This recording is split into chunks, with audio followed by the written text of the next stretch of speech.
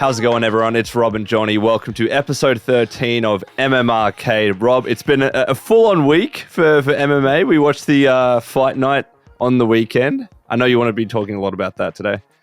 It has. It was interesting Fight Night on the weekend. We have the big UFC pay-per-view event next week. Mm-hmm. But, mate, let's talk. Let's just bring up what everyone's talking about is me absolutely demolishing you a few days ago at Street Fighter 6, mate. I'm still riding that high. I don't know what I can say. I haven't slept yet. I've been partying since then. So look, if you don't know what Rob is talking about, we'll link it in the description below. We fought each other at Street Fighter 6. The way it went is I was winning, I think it was 5-4. I was up. And then you just got seven straight. It was ridiculous. Absolutely destroyed me in the end. I think it was a little. It went a little different. I was just warming up. I was finding the kinks, finding my groove again, and then I was like, all right, the gloves are off. we had literally not practiced. Like, we were learning moves on the go. It's hilarious. So if you do want to watch that, please, in the description below. And if you like to see more of that stuff, let us know. We can always play some other games, maybe some Diablo. Let us know. We are very open to suggestions. Told you this time and time again about suggestions and how they influence us into what we bring onto the show. Suggestions for games would be also appreciated, because if that's what you want to see, give us some suggestions. We aim to please, but 100%. With that, it leads us into our UFC segmente. 100%. Segmente? I mean, it sounds fancy. It sounds like a word. So this is going to be like the main talking point. It's been the main talking point in MMA for the past week. Mm-hmm. It is the robbery, quote unquote, of Kai Kara-France. So Kai Kara-France in the Fight Night versus Amir Albazi for the main event, and the judges gave it to Albazi. Rob, I want to get your thoughts on this, because you were hyping up Kai Kara-France a lot in the last podcast and gave the prediction to him. And by the end of it, not only were the live odds in favor of Kai, but a lot of people, I would say, the majority were like, he definitely won that fight. And it turns out that he lost in the eyes of at least two or three of the judges. What did you think about that fight? Well, you can see that both guys obviously had a lot of respect for each other. I feel like I almost feel like there was too much respect, because they just weren't pulling the trigger enough, especially for such an important fight, because this fight potentially is number one contender. I don't know if it was confirmed. It probably was, but it was for the number one contender spot. Kai getting another shot at that, and Amir running for the belt. So I feel like they should have been trying to push that pace a little bit. And you got to give it to Amir. He was pushing forward, which I think is what led the judges to believe he was winning that fight. That swayed the judges in that direction. A big vibe I was getting across from Kai was just that he was really waiting for that counter. He was waiting for that moment where he can just, step back, bang, bang. Almost like his teammate Izzy, Adesanya. He was kind of fighting like that, like very defensive counter striking. And I think it works so well for Adesanya because of his body type and his body structure. I think he's built for that style of fighting. But with Kai, I feel like one of Kai's strongest points is that he looks so dangerous moving forward. And you can see in the fight how fast Amir backed up out of those positions when Kai was putting the foot down. Yeah. It was a weird one, man, because when and the commentators were talking about it throughout the fight, but you look at the significant strikes overall. I mean, it's not even a question. Kai had way more than Amir, right? But what I noticed when I was watching the fight, it didn't feel like that for one. And I thought, especially in the earlier rounds, a lot of the strikes that Kai was doing, a fair few of them were glancing off. And I don't know how much damage they were actually doing. But what I saw, then that changed absolutely, especially in the fourth and the fifth rounds. But Amir was pressuring. He wasn't striking that much. But when he did get the strikes in, they landed, and I felt like the judges could have seen that as like, well, that actually might have done more damage. The counter to that is like, aside from the third, where Albazi had like, he took him down, had a lot of ground control. Kai kind of came back in the last 30 seconds and did some nice ground and pound. But I wouldn't say that he was necessarily doing much damage when he had the takedown. He was just controlling him against the fence and on the ground. So it was just a really, really close and weird fight to call. So I can understand why there's been a little bit of controversy about it. But I feel like you can't just go straight off to significant strikes and say, well, Kai won, because that's not how it's judged, you know.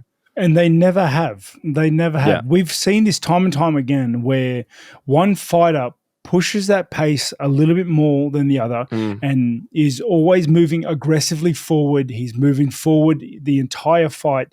Yeah. He's taking a lot of shots because of it, but somehow scrapes a split decision win. We've seen it at the highest level of the game for many, many years, you know, and there is a saying, don't leave it in the hands of the judges, for a good reason,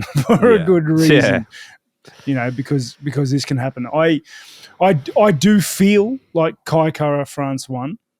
Same. I thought, honestly, he had a lot of good rounds. If you're looking at the counter striking, he was doing a beautiful He was doing beautiful work of backing up just enough to make Amir pay, you know, or slipping or leaning back from a jab and making him pay with combos of 2 and 3. And he definitely finished the fight strong. That's why at the end of the fight, you know, there's a part of me that was like, that is such a strong way to finish, because the way Kai finished was strong. He finished with a massive flurry of shots. He was kind of like showboating a bit, like stand here and bang. And I thought that was a great way to finish. But for whatever reason, I had an overwhelming feeling that Amir was going to get the nod. And, you know, lo and behold.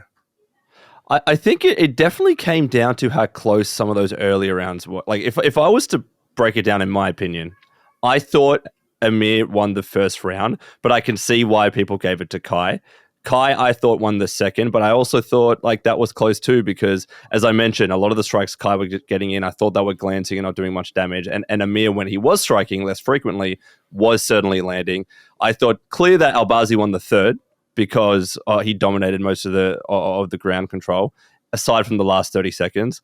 Fourth definitely goes to the Kai. So in my opinion, I thought it actually came down to that last round. And I thought Kai got that last round, so I would have given it to Kai. But one of the two of those rounds go the other way, then the decision goes to Albazi. You know what I mean? Yeah, definitely. And as you said, 1 and 2, I gave to Kai as well. But I don't think it was one of those moments where at the end of the round, I was like, probably Kai. Like, Kai got that round. You know what I mean? Like it wasn't enough to be like, Kai definitely got that round. Or like, for sure. Yeah, where it was just an imprinted image of like, yep, Kai easily. You know, and Albazi with that ground control time and that choke attack, that it just looks so scary. In that 3, definitely scary, gave it to him. Yeah. So it is what it is. You can't leave. Yeah, it is a hard proposition to leave fights to the judges, but it's not like you have much of a choice. You know, coming from me, you know what I mean? Like a decision. Well, it'd be nice to be like, just knock him out. Like, it's not easy, as easy as that, right? No, it is certainly not. So it is what it is. Where does, Kai is much in a position of gatekeeping for now. I think they are going to set up Amir for a title shot, you know, after Moreno fights. Yeah. I forget his name. Top of my head. You got this. I want to look it up because I can't remember either. Rodriguez? No, starts with P. Is he not? Is he not fighting on your? It's not on your card. He is. I'm pretty It is. sure. It is. Yeah, Pantoja. SA. I was like, I thought he was fighting on your card. All right, no, I said Rodriguez because like it sounds his fight name. Sounds similar to that guy's last name. But anyway, so I can see them lining up Amir with with the winner of that fight. And Kai, you know, that division is such a hard place to be in. It's a hard one. Because who does Kai fight now? You know, who has earned the right to fight Kai? Because if you look at it, Kai is kind of you beat Kai, you get a title shot sort of thing. Yeah. Kind of like where I'm at right now is like you beat me, you kind of get a title shot. That's for sure. It's who does he fight? Because Amir was already a dude with only 4 fights in the UFC and getting that fight. Yeah. For sure. So I would say like Kai would probably go away, I reckon if he won his next 2 fights, he'd be in line for a title shot, right? Because like if you put it down, if Moreno beats Pantoja, right, which we can talk about the predictions in that later episode, which I assume that would happen. Who would Moreno fight next? Albazi, right? And then let's say Moreno wins or Albazi wins, and Kai's won a lot in his last couple of fights. You easily put him in there. So I still think he can be in the running for the title shot, so long as the next 2 fights he wins. In my opinion, definitely. But with that division, who fights Kai?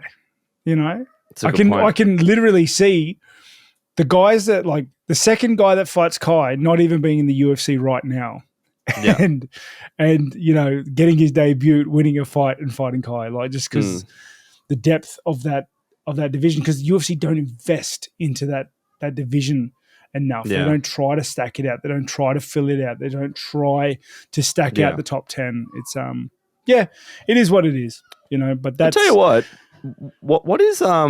what is Brandon Royval doing? Or Royval? Yeah, Royval. Yeah. Wouldn't that be the next? He's very similar to Kai now in the rankings. He's 4th and Kai's 5th. That's probably the easiest matchup to make, right? Because I don't know what Figueiredo is doing at the moment. Because I think Figueiredo's going up. I think he's going up. Is Figueiredo going up? I'm pretty sure he's going. Yeah, I'm pretty sure he's going up. And that's another thing. Like one of those divisions where all the talent is stacked so heavily in the top end. Everyone they all fight each other and they smash everybody trying to get in. And that's it's the theme of the UFC. Well, you see that across different divisions. It happens where you get a bunch of dudes that are super, super marginally close, and then the rest, there is just a gap. So no one can break into that new cool club. For sure. But everybody in that cool club kind of gets landlocked. It's that is seen in a lot, like my division. It's seen in the welterweight division a bit. No, not so much. Welterweight's kind of stacked. Heavyweight division for sure. But so what's going to be interesting now is like I personally thought Albazi would have had him like before the fight. I thought he would have been a little bit more dominant. I thought he would have won a little bit more convincingly, but it was a very, very close fight, and most people think it should have gone to Kai. How is he going to fare against Moreno? Like, I can't imagine him winning if Moreno was to stay as champ. Yeah, hypothetically, Amir versus Moreno. Yeah. The Amir that fought Kai, he doesn't beat Moreno. Moreno is hands above much. His striking is much cleaner, much more technical. His grappling and wrestling and the way he mixes it into his strikes and into his stance is just perfect. You've seen throughout his career, he's been working those kicks and really sliding them in nicely into his combos and using them to set up combos and to set up takedowns. He's a hard fight for Amir. So I don't know, maybe Amir just had a night, but he's got to make some changes to make it a competitive fight for Moreno. Definitely. For sure. Well, let us know what you think in the comments below. I'm sure many people are going to be in favor of Kai. But Rob, I didn't watch the rest of the card, admittedly, but you wanted to talk about some other fights on the card as well. 2 fights I wanted to pick up particular is one, I'll work off the co-main first, Alex Caceres versus Daniel Pineda. Yeah. That was an interesting fight. If anyone watched it, you saw Alex Caceres was kind of just picking him apart. He was floating away, picking him apart, damaging him when he's moving forward, damaging him on the outside, really using that distance in his stance, switching to ultimate effect against Daniel. Pineda was just walking forward like a tank, walking forward, eating shots for the whole fight, the whole fight. But you saw there, and this is what I want to bring up, Alex, he did just enough. He didn't sit down on any of his strikes. I feel like Caceres had numerous opportunity then Like, he was a clean fight. Didn't really get hit too much. Didn't take too much damage. Stuff and takedowns. You know, Daniel was constantly threatening that the whole fight. But if he once like Daniel's body language for one was not there. He looked gassed, 90% of the fight, like hands on hips, walking away. Took some body kicks and like bent over, hunched over, then walked away. Like turned his back. It was crazy. Yeah, the body language of Pineda crazy. But I feel like if Caceres just sat on his punches a little bit, or like just started like really hammering effective shots, doubling down on some of the shots, because Daniel was like Pineda was open. He could have put him away. And I think there are fights like that fight, Alex Caceres versus Pineda. I think there are fights like that where, you can win that way. You can win by decision by picking him apart, touching him up, and then walk away. But if you don't get into the habit now of trying to sit on your punches, look for those opportunities to put people away, you're never going to develop that side of the game. And it's something I've had to work on as well. You know, I think it's something that a lot of fighters forget about or aren't aware about. It's like, because like trying to get the finish in a fight it's very hard to quantify, you know, because every fighter going in there is trying to finish their opponent. But I think it's a game of inches, you know, and of like small percentage increments in your training of trying to put people away, finding those holes. All right, now's the time to load up.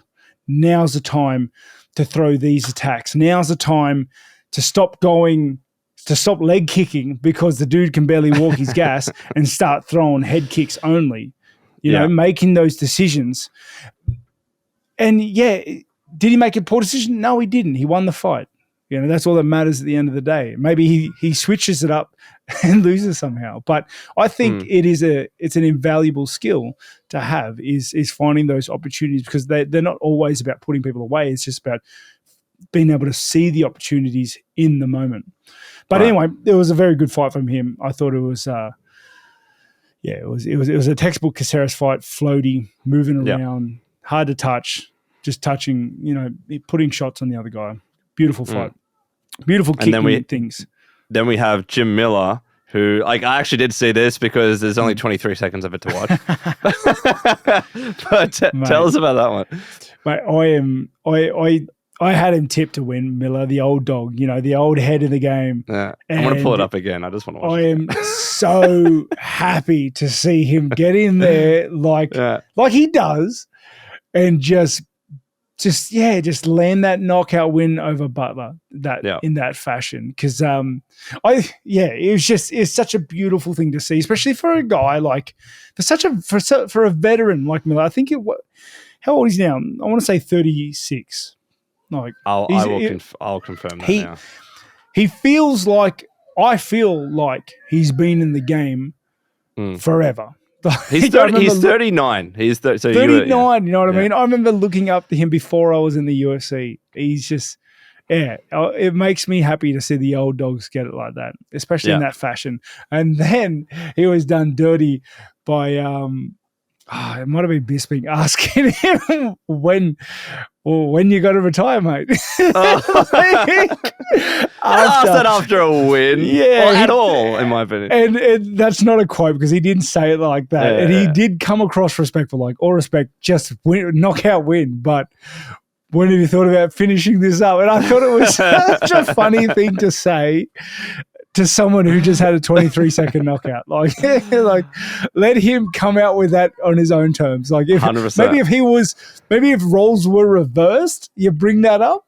But then again, like, Miller's been in the game forever. So, it was very happy for Miller. Yeah. And that kind of sums up the fight night for me. You know, everything I wanted to speak about and touch on.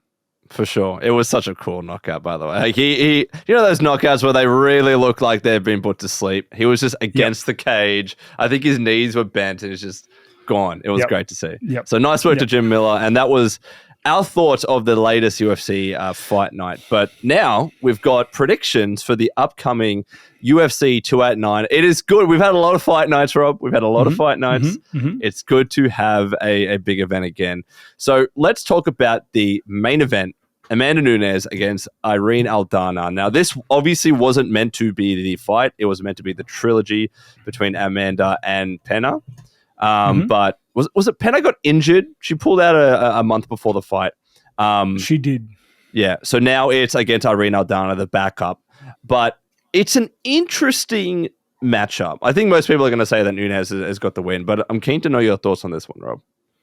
Well, let me start with Amanda Nunes. The level difference in the division is massive, I believe. It's insane. I think she's just a powerhouse in the division, and she has proven it. She's a powerhouse in the division. I do think, though, like one of her strongest assets is her confidence and belief in herself. She thinks she's untouchable, and I do feel like with that first Pena fight, it got to her head. I feel like the Amanda we saw who turned up in that fight wasn't the Amanda we're used to seeing, and it was such a surprise and shock to everyone around that, she lost. It was unfathomable before then. Everyone thought she was going to run through Pena again. And then the rematch, I was shocked, she man. took but then we saw the Pena, we saw Amanda come back. We saw Amanda come back and take her belt back. The Amanda we thought we were going to see that first fight, know. And I think I do believe that Pena loss lit a fire back in her, like showed her Achilles heel, showed her mortality, if you will, and I think that Amanda moving into this Irene Aldana fight, month notice, it just looks so bad for Aldana. And it's not to say that Aldana can't do it, but we have the Amanda that we've always seen, an absolute powerhouse in the game, who lost her invincibility from Pena, then regained it. And that is even more dangerous, I believe, because it like relit a fire, because champions, when they've been dominating the game like she has, they get complacent. It's hard not to. When you're the best woman in the world, when you're the best in the world and no one can beat you, and you prove time and time again that you're the best in the world, how do you stay sharp? How do you exactly. And everyone's coming for you. Like everyone's training, targeting you down. Like it is, like I could imagine how hard it is to be in that position. Exactly. And Amanda, lost her invincibility to Pena, refound herself, came back, got her belt back, and now we're going to see a weathered, tested, I don't know. It is just, it's like when GSP lost his belt and came back. He was such a harder problem. Like he didn't lose again. He didn't lose his belt again until he retired. Like some silly defenses later. It's it is going to be an absolute nightmarish of a task for Irene. Yeah. I mean, I completely agree. And I was reading, as I do, reading a couple of prediction articles. And one article was saying that if there was anything that you could be given into the favor of Irene, it's the fact that she has some nice, straight, stiff punches. And that was Nunes' Achilles heel in that first Pena fight. So if there was anything, like it's Aldana's great kickboxing and those strikes. But like it's just Nunes. I can't see Nunes losing this one. It's so hard to bet against her. Yeah. Even after a loss, it's so hard. Correct. So both of us, we're going for Amanda Nunes for the win. And that moves us to the co-main. Charles Oliveira and Beneil Dariush. Holy crap. Like we were going to see this at the last one, and it was delayed, obviously, with Oliveira getting injured. But we're having it now. I'm so excited for this one. All right. So kind of breaking it down. Obviously, Oliveira is coming off the loss against Makhachev. But beforehand, that was his golden hour. It was insane. He was beating all these straight killers in the division. Dariush is on a nice string of wins. He's been slowly but surely working his way up the card, beating people like Gamrot, recently Ferguson as well. Obviously Ferguson when he was kind of going downhill. But yeah. I mean, yeah. Sorry, but I laughed because beforehand I asked which timeline Ferguson did he beat? We looked it up, and it was like just after he fought Gaethje. Yeah. And who else? It was smack bang in the middle. Yeah, it was like he had just fought Gaethje. He had just fought. I'm gonna get it up now. I can't remember who that other fight was. We literally just looked at it too. God damn. It was Gaethje and Oliveira. Sorry. Yeah, Oliveira was, yeah. Yeah. So he fought He fought Gaethje. He beat Cerrone. He fought Gaethje, Oliveira. He fought Gaethje, then Oliveira. Gaethje, Oliveira. Yeah. Then Dariush. Then Chandler. And then Diaz. He what a way to go. Versed the hard, he versed beat up timeline Ferguson. Okay. Yeah. But I've got to say, I'm very, very interested in this fight. For one, I love both fighters. I think both fighters are just such great role models for the game. For sure. But I got to say, I think Dariush is gonna offer show a lot of problems for Oliveira because I got to say, Beneil Dariush's game has increased exponentially across every fight. Every fight we see a new aspect 100%. of his game, and it's stronger than it was the fight before. Mm-hmm. And we see the discipline in his last fight. We saw the grappling in one of his fights. We saw the knockout power, the tenacity, the toughness. He is such... And he, like I said, every single fight he gets better by leaps and bounds. Mm-hmm. And especially in that last fight with Gamrot, we saw him being able to deal with a guy that just wants to push forward. That just wants to push forward and walk through shots, to land shots. And I feel like that is Oliveira's weakest point in his entire game, is that he walks forward. He likes standing in that mid-range to harass you, to set up everything else. And in every fight he's had in the last handful, we've seen him get dropped because of that. He's been dropped there. 100%. He got dropped by Makhachev. He got dropped by Gaethje. He got dropped by Chandler, I think. Chandler had a good hit against him. Yeah, he did. Because of that reason, he walks forward, he puts that pressure on. Yeah. And to great success as well, because if he doesn't get put away, he's landing shots on you and he puts you away. You see, that's how he gets those guys out of there.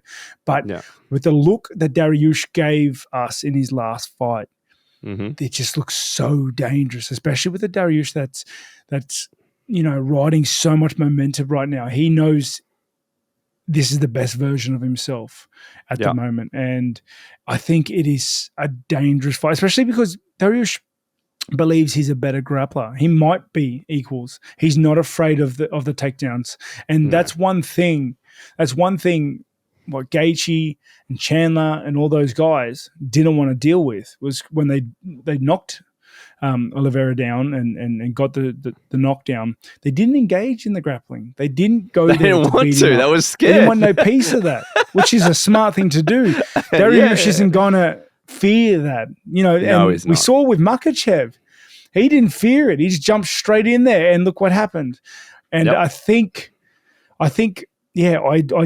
think that is going to be a real strong point for Dariush, is that he's going to take the fight wherever he wants. If he wants to stand, he's going to stand. If he wants to take it to the ground, he's going to take it to the ground. And I think that's just a lot of power to have. For sure. I'm honestly very similar wavelength as you. I've been following Beneil very closely. I've always been a fan of him, particularly because of the Iranian connection he and I have. But early on, as he was he was fighting in the UFC, he's always been seen as a fantastic grappler. But then, especially in those fights against Scott Holtzman, and he's been showing off his knockout ability with the spinning back fist. And we know that Oliveira has that vulnerability in his defense. So I genuinely, if I was to put like not just like, I think Beneil's going to win. I actually think Beneil's going to get a knockout, or a TKO. I think Oliveira, I'm not going to say he's going to be too cocky or anything, but he's going to leave himself open and Beneil's going to take that shot. Or he'll take that shot, and as you said, Rob, he will be willing to engage him on the ground because he has full confidence in his grappling ability. So I know Oliveira's, he's beaten the best of the best. He was doing amazing in that division, but he also just came off of that loss against Makhachev, and I could see it being finished very similarly in this fight. Yeah, definitely. And with that last fight we saw against Gamrot, it's going to be a very hard fight for Oliveira. And I know you weren't saying he's cocky. You don't have to say he's cocky. Oliveira has holes in his striking. He gets clipped every fight. But understandably, it's part of his game. Like, he likes standing in that mid-range. He likes being in that distance where he can hit you. And he does put shots on you, very technical striking, straightforward. Yeah. But I just don't think taking shots against Dariush is a good idea. No. So if you were to put your official prediction, it is definitely Dariush. Dariush, I do have it. I do have it. I think it's going to be via stoppage as well. Not TKO or KO, but I also see a submission. I can see. Yeah, for sure. Like Makhachev showed that Oliveira is not invincible on the ground. Absolutely not. And then, like, if Beneil, hypothetically, again, was to win, he would go up. He would fight Makhachev, right? This is a contender's fight. Yeah, he has to. He has to at this point. He has earned it. A very big gauntlet to get this shot. So I think this is for number one contention. For sure. So it's going to be very exciting, but that is the co-main. That was also UFC 289. Did you have any other fights that you wanted to kind of rattle off, Rob, or are you happy to move on? No, I am excited for this weekend's card and excited for our next segment. Yeah, we're going on to the games news. Admittedly, compared to the past couple of weeks, a little bit quiet on the games news front, but that's only because tomorrow we have the Summer Games Fest. The time conversions are confusing. But Monday morning, our time, Sunday night at US time, we have the Xbox showcase. Then we have the Ubisoft showcase. There's a Capcom one in there somewhere. So next week, we're going to have so many things to talk about. It's going to be a jam-packed games news episode. But I think the biggest news from this week is Diablo 4's launch. So the game has been in early access for a little bit for people who had pre-ordered the game. It is now officially launched. Great reviews, 89 on OpenCritic. It is Blizzard's fastest selling game of all time. They've been marketing the crap out of this thing. Rob, did you see any of the photos from they had the cultists in the red robes walking around Sydney? Yep. It was the coolest thing, man. And they're working with Halsey and Megan Fox is doing this thing where the people that get to a certain rank or something, she'll say their obituary. Just engaging celebrity talent. So it's no doubt, no surprise why this game is selling so well. But Rob, you were saying, I know, we have our section where we're talking about what we're playing, but you have started playing Diablo 4. I have today. And I got to say, it doesn't surprise me that this is Blizzard's fastest selling game, honestly, because for sure. The time between 3 and this has been, has been long enough. The Diablo fans, Diablo has its own cult following, massive, up there with WoW levels of cult following. Diablo 2 is an iconic MMO. It's like an ARPG. MMO ARPG. It's iconic in the entire genre. And 3 launched. 3's not the best game. Okay, hands down. Still had tons of guys. Lot of Diablo cultists still flocked to the game, but it wasn't the best launch, which is why I think it all just played into this being their fastest selling game. For sure. Because with two being the iconic standout. It's like the granddaddy of just about all the others, right? All the other clones that popped up. And 3 not being the best launch ever, not being the best game ever, leaving a lot to be desired, even lore-wise, story-wise, gameplay-wise. 4, and the way they did it, they ticked every box. They dotted every I, crossed every T. The way they launched 4, spectacular. The way the game feels, everything 3 didn't have, 4 does, and everything that was good in 2, 4 has. And mate, I jumped on it this afternoon. I started playing it, and I gotta say, mate, it is clean. It is a clean game. It is, the graphics are fun. It's cool seeing random people running around. It's cool. The big open map is cool. And I am nowhere. I like literally just dipped my toes today. So still in Kiavashad. Yeah, man. I'm just like, I'm trying to speed run this game at this point. I want to get to the fields of hatred and punch on with people. But you're a barbarian, I assume. Definitely. Yeah. But no, I think what you were saying, man, is absolutely spot on. I went to the launch event last night in Sydney, and they had this segment where like they recorded the devs talking about a lot of the decisions that they've made with Diablo 4. And if you really boil it down, they're trying to make Diablo more of a mainstream game. As you said, it's always had their cult following, but I think it has always struggled to break out into the mainstream and just like to general lay gamers that, you know, probably never touched, and myself included, never really touched a Diablo game. The decisions that they made with the marketing, who they're getting involved, where they're pushing it, they're advertising this thing in the Call of Duty like announcement screen when you log into the game. They're setting this game 50 years after Diablo 3 and doing it in a way where you can follow it even if you don't know anything else what happened in the previous games. Like, because they're bringing back Lilith and Inarius, like characters that you haven't seen in a while, kind of like a fresh slate for them. Everything that they're doing is making sure that even the most casual fan that's never touched Diablo can go into this thing and have a bunch of fun. You don't need to optimize your build at least for like the main game until you get to the end game. Doesn't matter what you pick up or what you do, you're going to kill enemies and have a bunch of fun doing it, right? Especially if you're on World Tier 1. Mm-hmm. They've done a phenomenal job marketing this game to the mainstream. So this is exactly why it's selling so well. Yeah, you can tell that the developers care in this game. They care. They've really, really gotten into the little details. They could have gotten away with not doing it, but they went there. They went the extra yards, and because of it, they've launched a excellent game so far. So, and I do believe that, you know, seeing online the PvP aspect of the game, because PvP wasn't a thing in 3, and I think they've done such a good job introducing PvP into this game, and that's what got me into trying to play it, because I like it. And, the only slight on this game has really been because when a lot of the reviews happened, and in that early access period, was a good portion of it, the store wasn't live, so you couldn't obviously see what the prices were and what things were available to purchase. Now that is live.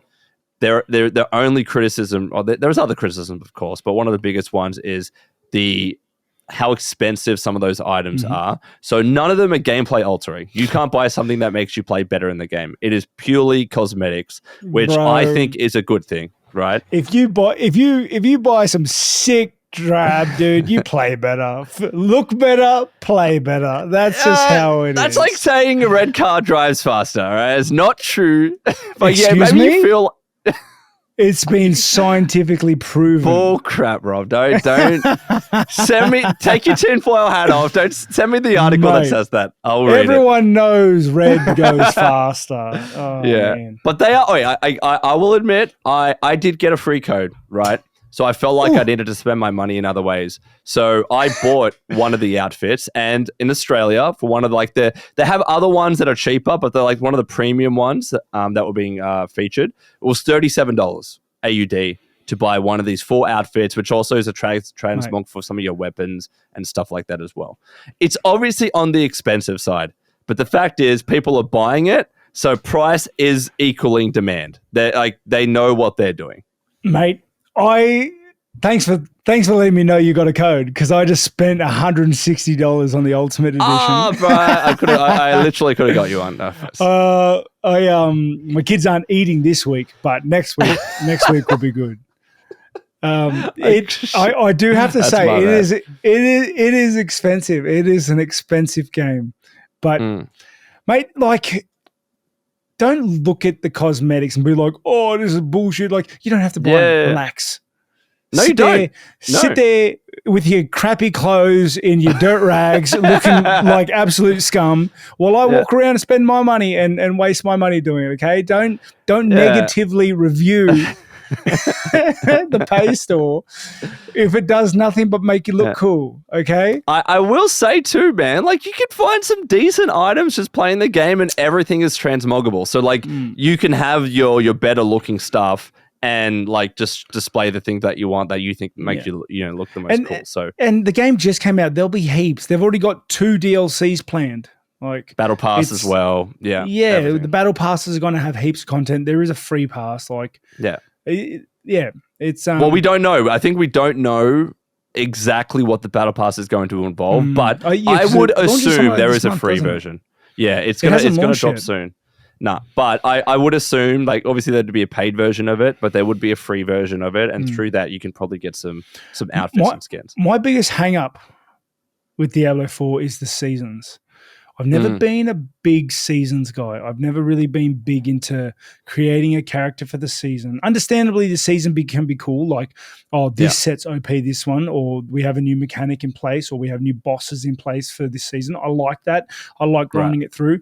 But then at the end of the season, the idea of losing all my hard work and having to start again never sits well with me. And I've had that problem with every Diablo season across all the games, PoE as well. So I don't know how that'll impact me. I'm not going to worry about it now, because that's mid June's problem. But PvP might be the way I get around that. But I am enjoying it. You know, long story short, awesome. I give it 9 potatoes out of 10. I was waiting for your crazy rating scheme, but that is Diablo 4's launch. The next topic that I have here, like, we don't have to touch on it too much. It's very difficult, but for the Xbox showcase, essentially, one of the heads at Xbox has confirmed there's not going to be any CGI trailers. There's not going to be movie trailers. It is going to be all gameplay, or all stuff that is in engine. And it was admittedly a little bit of a subtle dig at PlayStation, if you remember the last discussion that we had about the PlayStation showcase. They listened to our podcast, bro. Oh, absolutely. They changed everything. They heard their reviews and be like, Rob and Jonny just blasted PlayStation. We need to change everything right now. But that's what they said. So, like, whatever we see. Now, look, there can still be in-engine stuff that feels CGI-y, because, like, it's not actual gameplay. Like, there are tricks that they can adopt in that regard. But at the very least, everything is going to be in-engine or gameplay. So, in terms of what's going to be there, we're obviously going to have Starfield after it. I reckon we're going to get something with Avowed. I think we're going to get something with Hellblade 2. And I think at this stage, they have all but hinted at Fable. I think we're going to see something Fable as well. Yep. We'll have to wait and see. But it's going to be very exciting. It's not subtle. It's not a subtle dig at PlayStation. PlayStation launched. 2 million people said that there were too many cutscenes, and Xbox was like, "All right, we got this." Every movie, it's like they pretty much had to rewrite their entire show. But yeah, it's sure they do that. I have no doubt. That's what they do.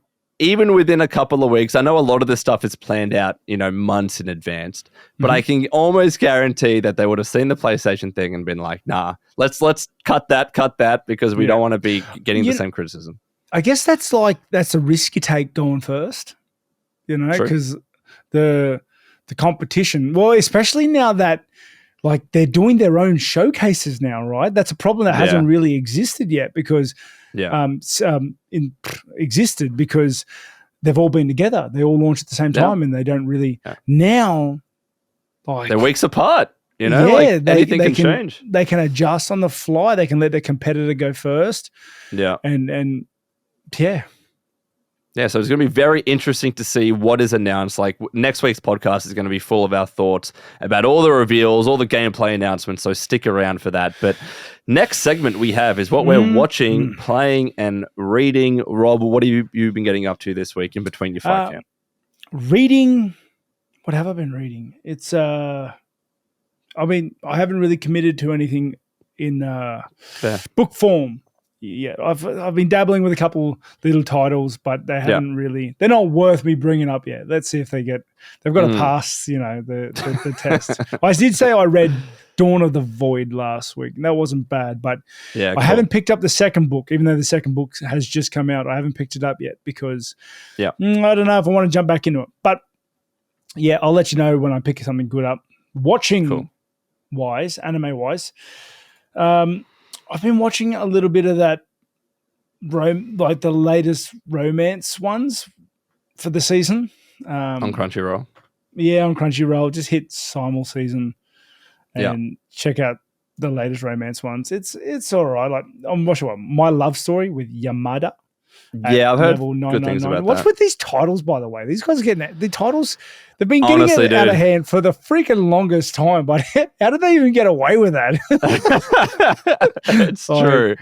Yeah. And for another point, like it doesn't even freaking make sense. No. What's the last one? It's like the Harry Potter wizard one. Apparently, it's like a mix between Harry Potter and One Punch Man. It's part of the latest seasons. I'm going to find out what anime it is. Anime. I don't know. There's one that's like all these titles. The Aristocrats, Otherworldly Adventures, Serving Gods who are like, gee whiz. Just Wizard, anime, Crunchyroll. I'm like, this is literally what I'm searching. There's so many. Watch This Boy is a Professional Wizard. The Wizard. That is not it. I'm going to find it. What are these names, bro? You're going to go down a dangerous rabbit hole there. But anyway, I haven't really been watching anything that knocks my socks off either. The romance ones are like some feel good ones. They're all right, but it's just nothing crazy right now. Playing. I've been playing Ragnarok Online, which I've mentioned before. I've been playing that, but on a private server, not on the official. The official I do not have time for. Yeah. And I told you I just started Diablo 4, so. Nice. And obviously we played Street Fighter 6 together as well. Yeah. In my free time, I just smashed you at Street Fighter. But around that, it's I'm never gonna let you live that down. But I've just tried out Diablo 4. I'm trying to level fast. I just want to get to endgame. Like not even endgame. I just want to get. I don't like quests. I don't like quests. I don't like. I've realized it. I don't like quests. I don't like storylines. I just want to. Give me a world I can go around, do whatever I want in. I can stab things if I want. I can sit under a tree, eat picnics if I want. I just want. That's all I want. Fair. I mean, I'm playing Diablo now as well. I haven't played for the last couple of days, but I'm playing as a rogue, level 30 at the moment. And I've just been wanting to do dungeons. I just finished Act 1 because I just want to run around and explore stuff. But don't get me wrong, Rob. Like the cinematics and the storytelling is actually really solid. Like some of the CGI that they have in there is insane. The opening cinematic, like when you first download and install the game, actually scary. I didn't like watching it. It made me feel uncomfortable. Gonna have nightmares. I was like, this is gross and demonic, and I don't think I should be watching it. Like, no, it was so cool, dude. So I've been having a blast really with that as well. The voice acting is sensational too. Brilliant. So some of the NPCs are a little bit suspect, but otherwise they've been very Diablo good. Game. Everyone's suspect. But what I've been watching as well, Rob, man, Full Metal Alchemist. I am hooked. Genuinely hooked, man. Like every chance that I get, I'm watching it. That's what I wanted to hear. Wanted to hear, my boy. Dude. How good is it? It's just like. It's not even just like there are twists and stuff like that. It's genuine like character building. Some of the political moments that they deal with, like a lot of interesting and unique themes. It's not just like crazy shonen, you know what I mean? Like it's actually not interesting at to watch. all. It is. No, it's not. Yeah. It is like it's for mature. Like they start as kids, but it gets mature fast, and they age during the series, which is cool. How cool are the combat scenes, Bart, mate? Oh, dude, freaking sick! Like I don't want to give spoilers. clicking the flames and he's angry. And with the clapping, like I remember when I was a kid, it was so cool. Dude, I just watched this fight scene, and I won't say who it was against, but it was both of them fighting this one dude. And just they were both getting into the alchemy. It was sick. And then there was another fight going on. And it's it great. is such a good anime. Such a good anime. But I will say, though, man, it's like not even necessarily the combat scenes that is attracting me more. It is the storytelling. It is like the twists and turns, the really dark themes that it deals with. They're dealing with loss. They're maturing at the same time. It is like they're forming connections with each other. It's phenomenal. It's hard to talk about something when you're not giving spoilers, but and you need to watch it. It's so good though. It's so good. I told you, it's got to be up there. It's up there with one of the best you've watched, isn't it? 100%. No, 100%. I would say I'm enjoying it. Like I'm getting the same feeling as I did with Black Clover. And that's saying a lot for me because I fucking love Black Clover. What episode are you up to? I think 20 something. Mate, how good is that? You've got like another 20 to go. I know, it's great. How good is that? And like it only gets better. All right. Dude, I'll leave you to it. It's so good. And when you finish that one, I'll give you another masterpiece on top of that. I got a list. And to all our listeners out there, if you enjoy anime and you want to watch one, watch Full Metal Alchemist Brotherhood with Jonny so you understand 100%. The emotions that we're trying to portray right now. It is so good. Yeah. But next up, I mean, that's what we're watching, playing, and reading. Someone, by the way, in the comments was like, Jonny, you don't read anything? I don't really read novels. I've got too much other stuff going on, playing games, watching anime, and doing YouTube. That's my life outside of work. But in terms of questions, obviously, if you want to submit your questions, please do so in the comments below. But today we're starting off with Adam Hunt, who asks, Rob, how much running do you normally do during fight camp? Do you keep the running up between fights? What's your cardio like, Rob? Well, it's running cardio. My cardio right now is sensational. Nice. You know, I think I had like a resting heart rate of like 36 the other day. Damn. Yeah. My cardio is really good right now. But running specific, there's a lot of sessions I've got to hit. There's a lot of different types of techniques, man. MMA is so packed to the gills with just arts and styles that I just don't have a lot of time to just fit in straight running. Yeah. A lot of outside of camps, I do a lot of running because I do less contact sessions, like full ball competition sessions. Yeah. So I fit in more running during then. But normally the running is to build the load endurance for my feet and legs. Right. And then the boxing and the kickboxing keeps it going, conditions it more. It's more running is more about building a foundation. Yeah. But and then I'll pick it back up when I can reduce the amount of competition sessions I have because I'm not in camp and whatnot. So that's it. Fair. Next question that we have is from some guy asking, question for both Rob and Jonny. What game exceeded your expectations the most? It's a very hard one because you have to kind of think about all the games that you played. But Rob, do you have a game that exceeded your expectations by a lot? Bro. Backpack Hero.